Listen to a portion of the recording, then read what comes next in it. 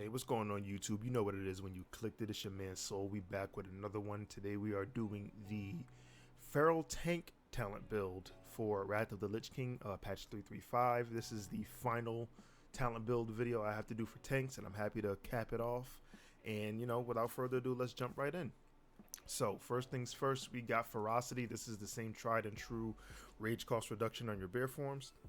Pardon me, your bear abilities. Again, hasn't really changed from TBC, so you want to take that. We are still skipping Feral Aggression. If you don't know, this is going to increase the effectiveness of your Demo Roar per talent point. However, Demo Shout on a warrior still is stronger. I know in TBC it takes 4 out of 5 talent points in Feral Aggression for your Demo Roar to be stronger than an untalented Demo Shout. So I can't say the same for Classic. I would imagine it's the same thing. So just leave the Demo Shout to the warriors. And again, this is a really, it's not a weak talent, but it's a talent that's really unnecessary. So we don't really need it anyway. Moving on down, we got Thick Hide. This is going to increase the armor contribution of our items by 10%. As bears, you know we love armor, so we're going to keep that rocking. Next things next, we got Savage Fury. This is going to increase the damage of our bear abilities, our Mangle Bear and our Maul by 20%, just increasing our damage and our overall threat. Gotta love it. Moving over, we have Feral Instinct. So when maxed out, this is going to increase your swipe damage by 30%, and it's still going to reduce the chance enemies have to detect you while prowling. So this is changing from TBC. TBC, this increases your threat generated by 15% while in bear form. Now it's increasing your swipe damage. So for this talent, I would say take 1 out of 3. I've seen, you know, builds where they take 3 out of 3. Personally, in raids, I think you're not going to be assigned to be picking up ads, really. If you are, sure, but again, even if you are assigned to pick up ads or whatever have you, like on a fight like Razor Scale and Old War, sure, but you really don't need to max out this talent to be effective at doing that. And AoE threat talents are really kind of few and far between in raids. Like, they're good on dungeons because you just want to make sure everything is sticking to you. So if you want to max this talent out and just spam some dungeons, sure. But in raids, generally there's so many people helping you, like Mr. Rex and Tricks of the Trade and your co-tank. Like, you really don't need to do that. So 1 out of 3 is cool if you just want that little bit of a cushion. I've seen 0 out of 3, I've seen 3 out of 3, but I think I'm just going to stick with 1 out of 3 for the purpose of this video. Moving on down, we have Feral Swiftness. Now, this is going to increase your movement speed by 30% while in cat form at all times, not just outdoors. So that's a really big change in my opinion. And it's still going to increase your dodge while in your bear forms by 4%. Gotta love it. Moving over, we have the new one, Survival Instincts. This is the Feral Tank version of Last Stand. It's going to increase your maximum health by 30% for 20 seconds. And when the duration expires, the health is lost. So again, this is just Last Stand for Druids. It's the exact same cooldown, the exact same duration, the exact same effect. I think this goes a little bit further on a Druid because Feral Tanks already boast so much effective health that this is going to make it feel like it's a DR. You know what I mean? So if you have 100k health and you use Survival Instincts and you get 30k extra, now the hits that you're taking don't feel that impactful to healers as they're healing you up. So this is a really good talent for a tank that boasts effective health. Moving over, we have Sharpened Claws. This is going to just increase your critical strike chance by 6%. It's going to help fuel that savage defense, and it's just going to increase your overall threat. So it's really good. Moving on down, we have Primal Precision. This is going to increase your expertise by 10. Not your expertise rating. This is just flat expertise. So it's really, really good for low gear levels early on tanking. Really, really good. And it's going to refund 80% of the energy if a finishing move doesn't land. So it's, you know, got some cat utility there too. Moving over, we have Primal Fury. When you max this out, it's going to give you a 100% chance to generate 5 additional rage when you get a critical strike, or when you're in cat form, it's going to give you a 100% chance to add an additional combo point when you crit. So another good hybrid talent, really good, really powerful for both cat and bear forms. Moving over, we have Predatory Strikes. So this talent is the precursor to the Predatory Swiftness talent that comes later in later X-Packs of WoW. So what this is going to do is increase your melee attack power in cat and bear forms by 150% of your level and by 20% of your equipped weapon. So it's a really good just passive damage increase and threat modifier. In addition, your finishing moves have a 20% chance per combo point to make your next nature spell with a base cast time of less than 10 seconds become instant. So it has some kind of like off tanking slash PvP utility. Like if you're PvPing and you get a big rip or a big ferocious bite off, now your next healing touch or your next cyclone is instant. So really good utility. Moving over, we have shredding attacks. We're actually going to skip shredding attacks. So for bears, all this does is reduce the rage cost of lacerate by 2. At the cost of 2 talent points, I think this is an extremely expensive talent for an extremely, well, maybe not extremely, but a very weak talent effect. I don't really take shredding attacks. You can if you want, if you really want that rage cost. If you're, overspending and you're rage starved, I would say maybe fix that first before looking to allocate talents into this. But to each his own. I'm going to choose to skip it. Moving on down, we have Brutal Impact. This hasn't really changed from TBC either. This is going to increase the duration of your bash and your pounce stuns, and going to lower the cooldown of your bash by 15 seconds, 30 if you fully talent into it. This is another optional talent.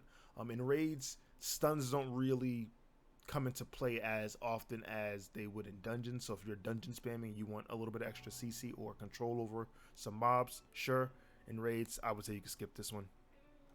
Moving over, we have Feral Charge. So it's the same interrupt and immobilizing effect from TBC, being on a 15-second cooldown. However, it now comes with a cat version. So when you Feral Charge in cat form, you jump behind the enemy and daze them for 3 seconds. So it's a really good cat initiator. Cats were kind of missing that in Burning Crusade, so I'm glad they added that.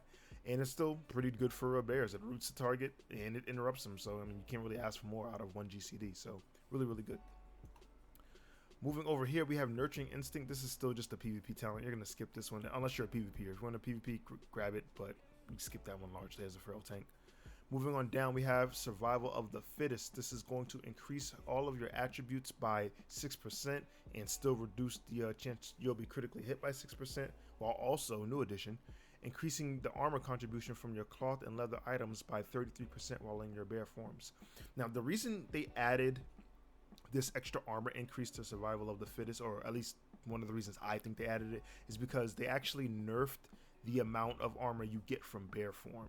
So in TBC, you get 425% increased armor value as well in bear form. In Wrath, it's 370. So there's an armor reduction. So this is kind of helping shore up that bear form nerf. But it's still a really good talent. You're still definitely taking it, so don't worry about that. It's really good, really, really good. Moving over here, we have Heart of the Wild. We're going to definitely max Heart of the Wild out. This is going to increase your intellect by 20%. In addition, it's going to increase your bear form stamina by 10% and your attack power while in cat form by 10%. So really, really boosting up your hybrid power just all around. Moving over, we have one of my favorite talents, something I wish that was in TBC, but I understand why it couldn't be, because then bears would be truly broken. It is Natural Reaction and increases the dodge chance while in your bear forms by an additional 6%. And every time you dodge, you generate 3 rage. So that's really, really good. Really, really good. It's going to fuel your rage resource and it's going to give you a lot of avoidance. So I love Natural Reaction. I really wish it was in TBC. I do know in Kata, when they effectively half all of the talent trees, Natural Reaction is one that makes the cut. So it's really strong. Moving on down, we have Leader of the Pack. You know it, you love it. It's gonna give you your party, or in raid that is, 5% ranged and melee critical strike chance. This talent is still really good. It's become a little watered down now because warriors now bring this buff as well by virtue of Rampage for your warriors. That is, they give the exact same buff, but hey, it's still really good to have. So gotta love it, gotta take it. Moving over, we have Improved Leader of the Pack. We're gonna talent into this one too. So this one is going to give your affected raid and party members a chance to heal themselves for 4% when they critically hit while under the effective Leader of the Pack. It's also going to give them 8% maximum mana when they benefit from the healing effect of Improved Leader of the Pack. So in TBC, it only heals them, but now it heals them and it gives them 8% of their maximum mana, not base mana, maximum mana. So it's a really, really good utility aura. I will say that the Warrior Rampage does not have that little effect, so this kind of has the leg up over Rampage. Over here, we have Primal Tenacity. This is another PvP talent that is largely skippable. You can take this if there's a mechanic that is, stunning you and you want to reduce the damage you take while stunned, because as you know, you cannot dodge or parry while stunned. So, but this only works in cat form. So I would say this is just skippable. You can skip this completely.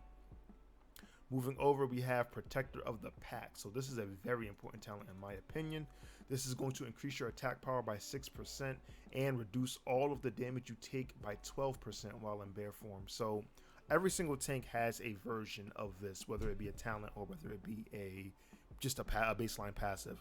Warriors have defensive stance, Death Knights have frost presence, Paladins have damn near their whole talent tree. Like that nets them about 15% DR across the board. So this is just the bear version. So you're going to take 12% reduced damage while in bear form. Really, really good. Moving over, we have Predatory Instinct. So we're actually going to skip this one. In TBC, this is something that we take kind of just to get down to the tree to get to Mangle. In Wrath, there are a lot more options, obviously, so we don't really need this talent point boost. But what it does is it increased the damage of your critical strikes while in cat form by 3%, 9% when you max it out, or maybe 10. Let me double check. 10% when you max it out. And it reduces the damage taken from AoE effects by 30%. So the AoE effecting may sound good, but 30% damage reduction on an AoE in it of itself isn't bad. But over here we have Protector of the Pack, which is 12% to everything. So it's almost half the effect of Predatory Instincts, and it covers all damage, not just area of effect. So that's why we skipped that one. Moving over, we have Infected Wounds. So this is going to give your targets the movement speed and attack speed slow when maxed out. I would say this is an optional talent. Really probably only going to take this if you're in a 10-man, primary 10-man raiding guild. Because in 25-man, there's going to be somebody that brings this debuff. Death Knights are a very common class to bring this debuff with Frost Fever. And Warriors also do it with Thunderclap. So I will say, if you need it, grab it. But chances are in the 25-man raiding guild, you probably won't need it. So we can skip this one too. Moving on down, we have Mangle. Mangle is kind of one of the bread and butter abilities of the Feral Tree. It now is going to increase the bleed damage from effects by 1 minute now, instead of, I believe it's like 30 seconds or maybe 20 seconds on TBC. So it's a lot longer. Pardon me, had to take a swig of some water, and a lot more effective. Moving over here, we have Improve Mangle. So what this does is it's going to reduce the cooldown of your Mangle ability from 6 seconds to 4.5. Why this is important is because Fairy Fire, which is the armor debuff, the ranged armor debuff that bears have, is now a rotational ability. Fairy Fire is now a part of your rotation. So what this does is it's going to desync your Mangle cooldown and your Fairy Fire cooldown, because both of them are 6 seconds when you don't talent into Improve Mangle. So this way you can now smooth out your rotation a little bit by hitting Mangle, then hitting Fairy Fire, having them desync, and you now don't have to choose when they both come up, or have to wait for that GCD when they both come up and you hit one. So I like Improve Mangle. There's definitely a build that doesn't take Improve Mangle. I personally think the Improve Mangle build is a little bit better though, so we're going to definitely take it.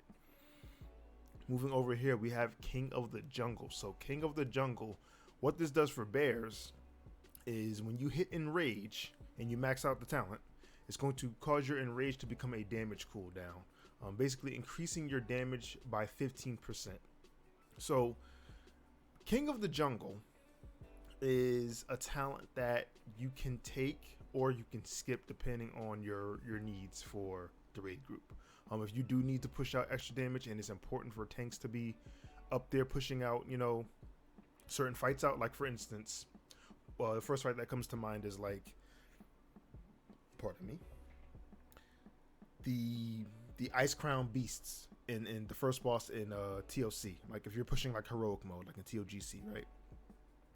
That fight, you know, is kind of notorious for having a damage check on a relatively short timer. So if you need to eke out extra damage, especially from your tanks, this can help you. You can skip this talent if you don't need that, and you can allocate those talent points somewhere else. So what I'm going to do is, because I like to do the best of both worlds, and you're going to understand what that means in a moment here as we get down into the final talent points of the Feral Combat Tree, and as we go into Resto, is I'm going to put 2 out of 3 in this. Like I said, I've seen builds with 3 out of 3. I've seen builds that skip it. We're going to go 2 out of 3 in this. This way, Enrage is still as useful as a cooldown, but we still have points to spare for other things. But we're going to go 2 out of 3 here.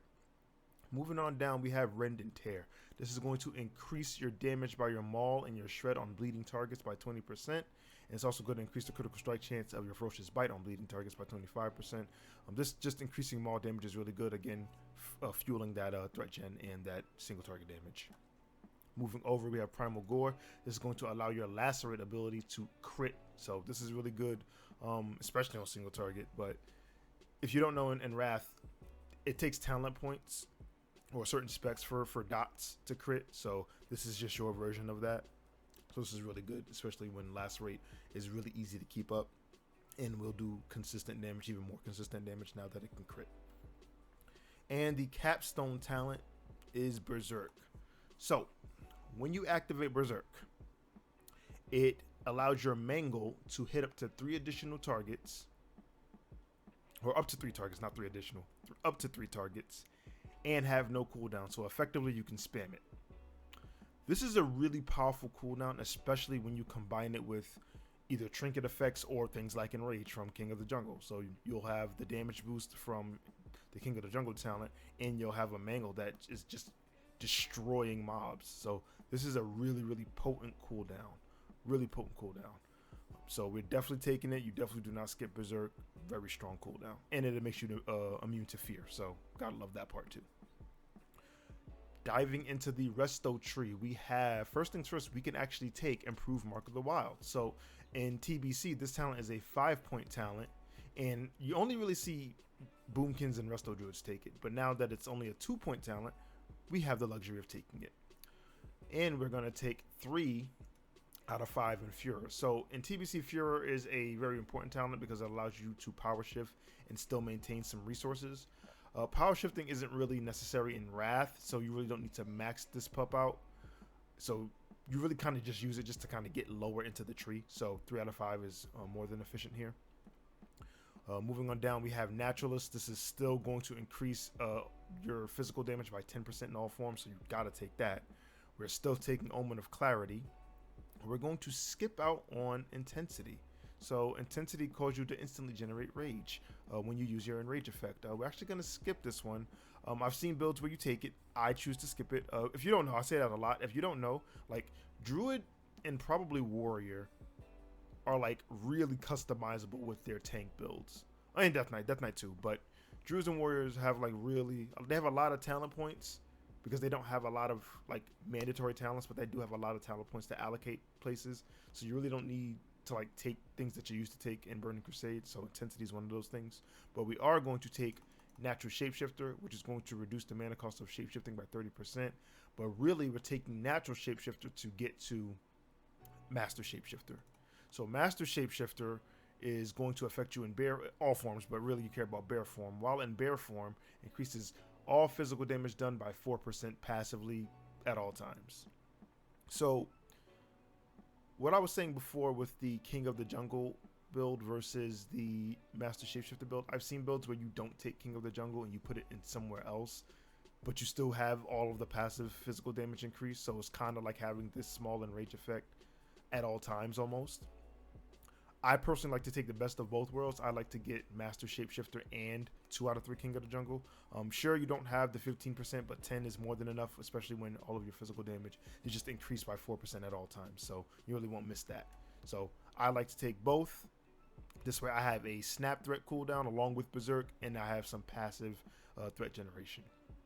And that's really it for the core Druid tank talent build.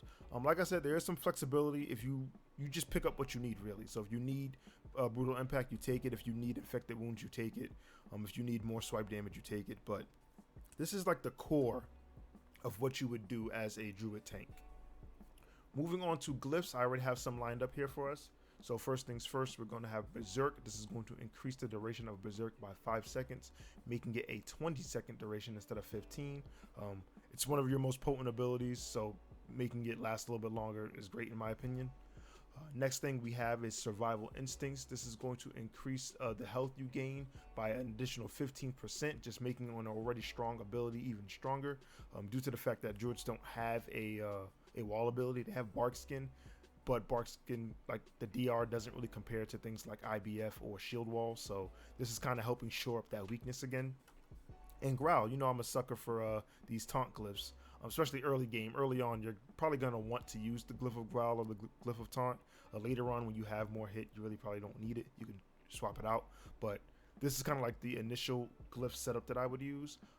Druids do have some interchangeable glyphs, so if you don't want to use Growl or you don't really need Growl anymore, another one you can use just for more survivability is Frenzied Regen.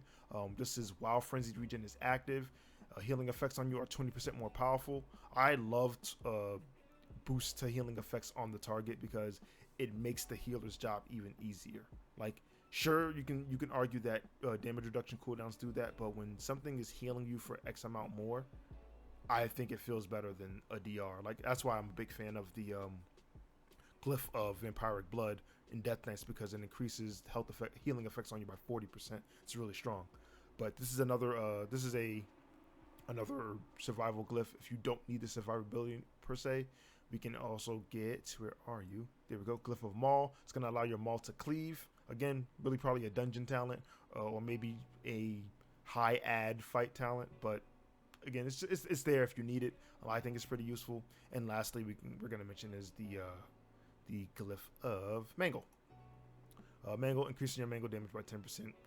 It's just like the Glyph of Judgment, or just like the, Glyph of Rune Strike, even though it's kind of a bad comparison, but it's like one of those glyphs, just increasing your most common single target nuke spell. So there you have it. Oh, whoa, slow it down. So I forgot the minor glyphs. Let's do the minor glyphs real quick. There's actually an interesting minor glyph here. I want to point out the Glyph of Challenging Roar. So this is going to reduce the cooldown of your Challenging Roar by 30 seconds. So in TBC, Challenging Roar is a 10-minute cooldown. Wrath is a 3-minute cooldown. Using this glyph turns it into a 2.5-minute cooldown, which I think is really strong for an AoE taunt. Again, just helping you with the AoE threat. So this is a really, really good minor glyph. Surprised it's kind of not a major glyph, but I think it's a great minor glyph. And that's really the only one I would highlight. The other ones are cool. I guess like Unburden Rebirth just causes your rebirth spell to no longer need a reagent. That's pretty good, I guess. And the other ones are just reducing the mana cost or increasing the duration of your buffs. Pick your poison. I'll probably just go with Wild. But there you have it. This is my take on what a great Feral Druid talent build looks like. For those who have stuck with me and been watching all of my tank talent builds, I really, really thank you. I've definitely noticed the increase in subscribers, and I honestly can't thank you enough. I'm gonna, just say this. I know every fucking YouTuber says, "Oh, thanks for the sub. It helps so much. Oh, you don't know how much it helps." No, you guys don't understand how much you guys subscribing really means to me, and I really, really appreciate it. And I'm always gonna appreciate it. There's no cap in that. I'm always gonna appreciate it, and I thank you again. So again, if you like this content, hit that subscribe, hit that like. I'm always going to be dropping more. This was the last tank one that I needed to do. I'm thinking that I'm probably going to move into the healer talent builds next. So that might be some projects coming up. I don't know. I might do DPS, but I think healer is 90% the next talent builds I'm going to do. So look out for those healer talent builds. Other than that, you guys have been great. I've been Soul, and I'm out. Peace.